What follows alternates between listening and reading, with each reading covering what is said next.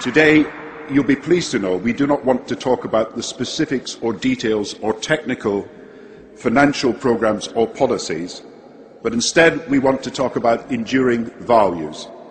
Indeed, the enduring virtues that we have inherited from the past, which must infuse our ideals and hopes for the future.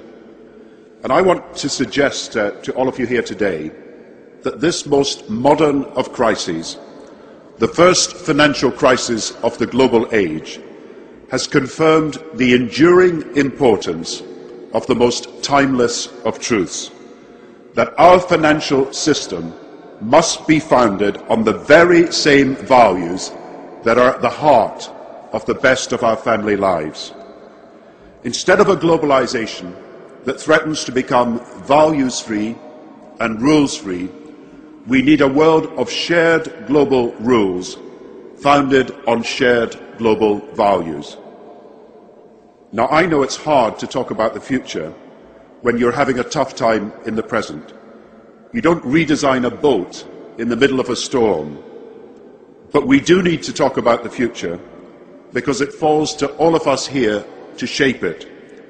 And when Martin Luther King talked about the fierce urgency of now, he asked us to awaken to a tide in human history, which, if missed, means you can end up being literally too late for that history. It's usually only in hindsight that people can interpret the forces which have so transformed their lives. Only in the classrooms of the future that the people of a country can stand back and identify and analyse the great turning points in their national story. But we do not need the benefit of hindsight to know that the sheer scale, scope and speed of today's global changes is throwing up problems which, if we do not address, will condemn millions around the world to a life that is unsustainable, insecure and unfair. There are four great challenges of this new global age, which our generation must address urgently.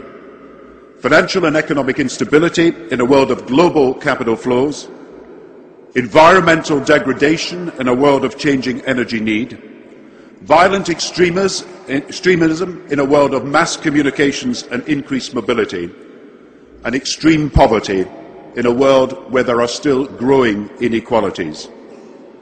Answering these questions will determine whether people have continued faith in globalization, in multilateralism, in modernity itself, whether they will have confidence in the future. And what all these challenges have in common is that none of them can be addressed by one country or one continent acting alone.